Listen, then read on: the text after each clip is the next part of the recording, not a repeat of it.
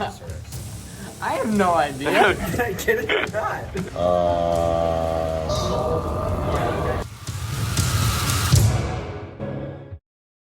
How many syllables are in the word rhinoceros? Rhinoceros. 4. 5. 4. 4. 3. 4. Who is on the penny? Lincoln. Abraham Lincoln. Abraham Lincoln. Abraham Lincoln. Abraham Lincoln. Abraham Lincoln. What's the biggest state in the U.S.? Alaska. Alaska. Alaska. Texas. Texas. Texas. Texas. Texas. Texas. Who invented the light bulb? Albert Einstein. Thomas Edison. Edison. Benjamin Franklin. Theodore Roosevelt. Thomas Edison. Albert Einstein. What shape has 5 sides? An octagon. Nope, that's 8. Hexagon. A rhombus. Hexagon. Hexagon. Pentagon. Octagon. Pentagon. Name the 7 continents. North America, South America, Europe, Asia, Africa. Don't forget Australia, Antarctica too. The North Pole. South Africa. China. Egypt. Russia. Russia. Is it like India? Yeah. Nice. Good. The speed bumps are, I go pretty slow on them just because my truck is not in the greatest condition. But the speed bumps are very unnecessary. I've seen cars, scrape. I've heard cars scrape. And personally, one time I was going over a speed bump and I heard some rattling underneath after I got away because my exhaust system was falling off. After we had I can't remember what company it is, but this it's a traffic expert come out and watch during different parts of the day, so during mornings and afternoons and lunches to kind of see our traffic flow and patterns. They gave us some recommendations. One of those was speed bumps, just to get people slowed down. I think the speed bumps in our school is a good idea. I know they're supposed to regulate the flow of traffic because giving with a bunch of teenage drivers, they can speed, and I know the idea and purpose of a speed bump is to slow the traffic down. We took that to the school board. That was kind of what was decided on. As far as, again, our hope was just right here next to the building to kind of get some cars slowed down and make it a safer walkway for people. They were installed, I think, the next year, just because we had some timing issues with getting the materials and whatnot. And since then, they have, I would say, been pretty effective for what we're trying to get done. Once they were done, my first question was, man, those seem really tall. They're big. And what I learned was speed bumps are, there's different sizes, obviously, different kinds, and they are created, the size of them or the height of them, as we're talking about, is created for the desired speed you want in your parking lot. So we have signs posted that are 10 miles per hour, and therefore these speed bumps with their size are created to get cars to slow down to that speed. If you had a speed limit of 20 miles per hour, they'd be a little lower. Oh, unnecessary.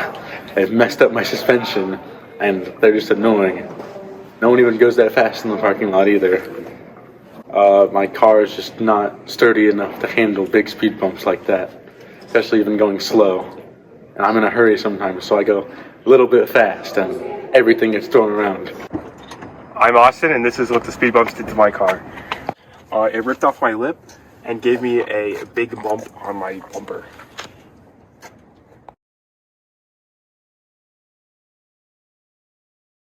I don't think we have any competition, so I'm going to say myself. Period.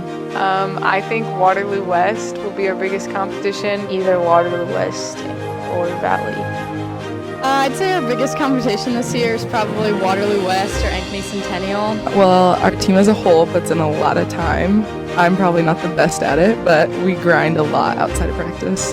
Well, we have open gyms, morning shooting. Every day I shoot for at least an hour, and then I probably do another 15 to half an hour of pull-ups and stuff like that.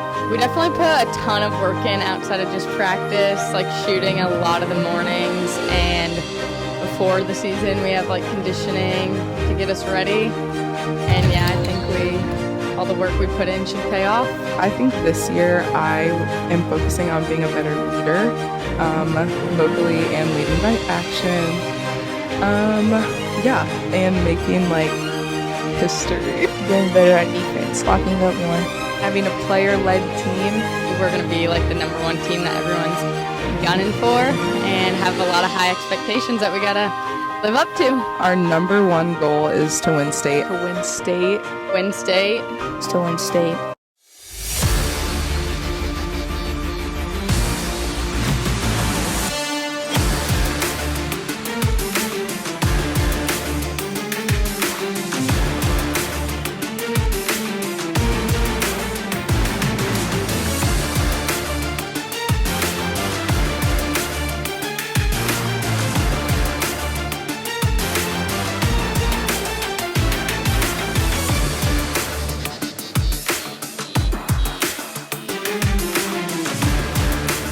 First game, Friday, November 26th versus Ames at 6:15. Make sure to come out and support your Johnston Dragons.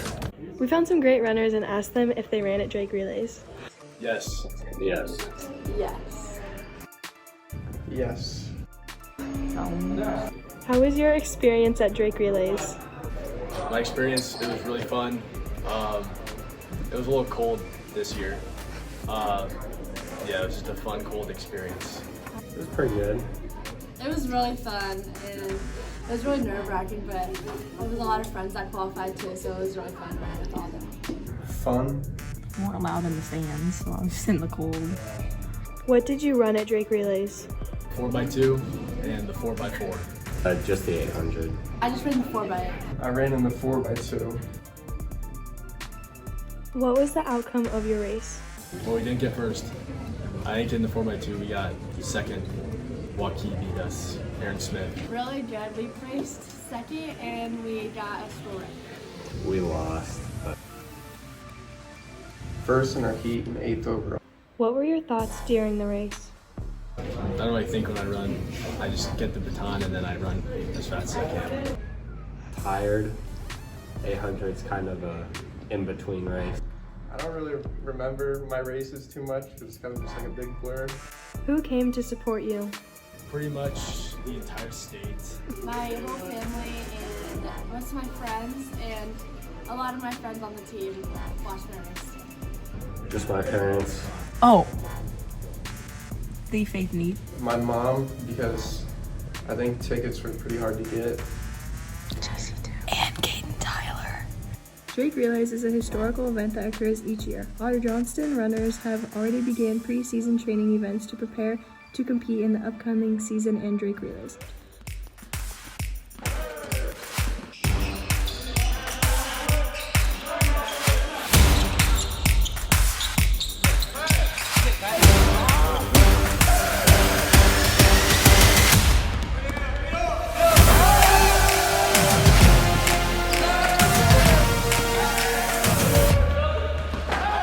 So, how are you feeling about this year for like basketball? I really like our team. We're young. We've got some new faces. They're going to get a lot of playing time. I'm really confident in this group. Okay, so how do you replace like a player like Luka Garza? He's very electric. Obviously. Yeah, you got to do it collectively. You can't do it with one person. Somebody that scores that many points, gets that many rebounds on a consistent basis. It's got to be a collective effort. Who has surprised you and seems to step up and be the playmaker? Well, we have a lot of different options there. You know, we're kind of moving J-Bo over to be primarily a shooter. So we have Joe Toussaint, Aaron Eulis, Connor McCaffrey, and primary ball handlers. How does it mean to have a team to have J-Bo coming back for another season? Well, you know, anytime you come back, you want to have veteran guys who have been through the wars. He's a guy that has consistently produced, and he'll do that again this year. Break the Big Ten scoring record for number of threes made. All right, and then Patrick seems to have really filled in this since last year. What kind of role do you think he'll play on this team? Very important role, especially with the departure of Joe Beasley. Yeah, easy. So we need Patrick to step up and play really well last year, about 18, 20 minutes a game. He needs to find more and be really consistent. I think he will. How do you feel like Connor and Patrick have a special sibling chemistry, or do they just argue like siblings? You know, it's interesting. They've never been guys that argue like you and your brother. They've gotten along great. What is the best thing about being the coach in Iowa?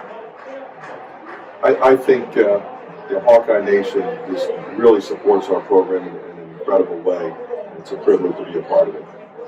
What do you think about the Big Ten this year? It'll be like it was last year, really, really good from top to bottom. And that's what makes it a challenge every year.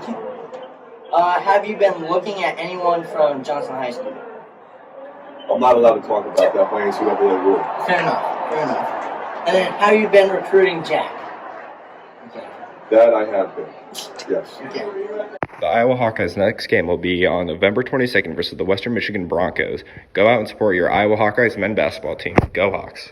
I was wondering who the most popular artist in Johnston was, so we conducted some interviews to try to get to the bottom of it.